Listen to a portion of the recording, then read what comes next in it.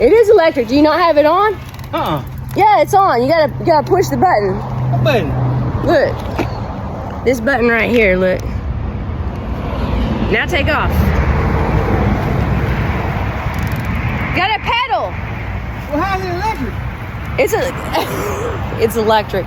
It is electric. See, do you not feel the feel it? I don't feel it. I guess I do. Yes, because he just hasn't ridden a bike before. Anyways, you ride it and you can actually win a $200 gift card. Now he feels it because he's pushing. Oh yeah. You gotta be able to. It's the actual motor turns on by cadence and pressure, and that's what he wasn't doing.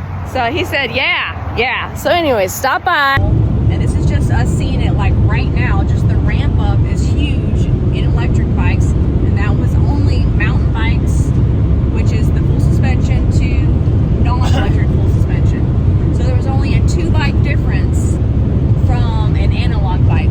So to me, that tells me that we're going somewhere very quickly.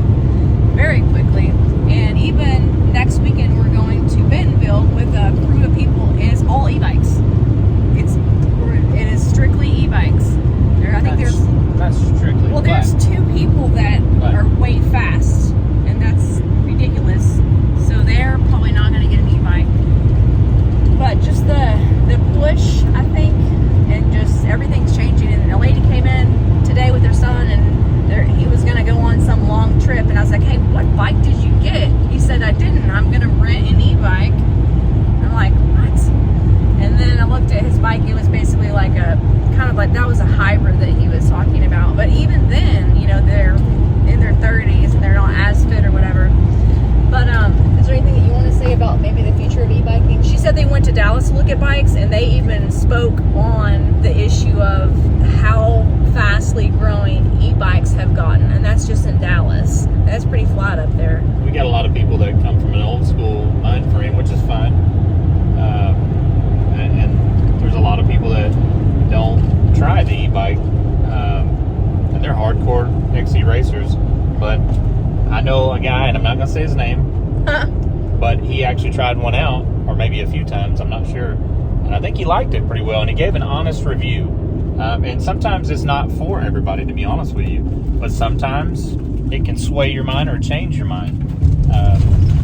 And it's not to take the place of an analog bike, but it you is. Still get like a thrill and a rush out of it, but your joints will hurt worse. Yeah, it is something still different, and you can push yourself on an e-bike, and you still get a workout. I know it doesn't show with this. Well, what I think is cool is that on the e-bike, I can actually get a lot more suspension and travel. Like, what is our Trek rails, like 160? And then we have a 160, in the back. 150. Yeah, 160, 150, which that's huge. That's like super hard to push. And I'm kind of different. I ride mine 90% of the time off, which people don't understand, but I think it's fun.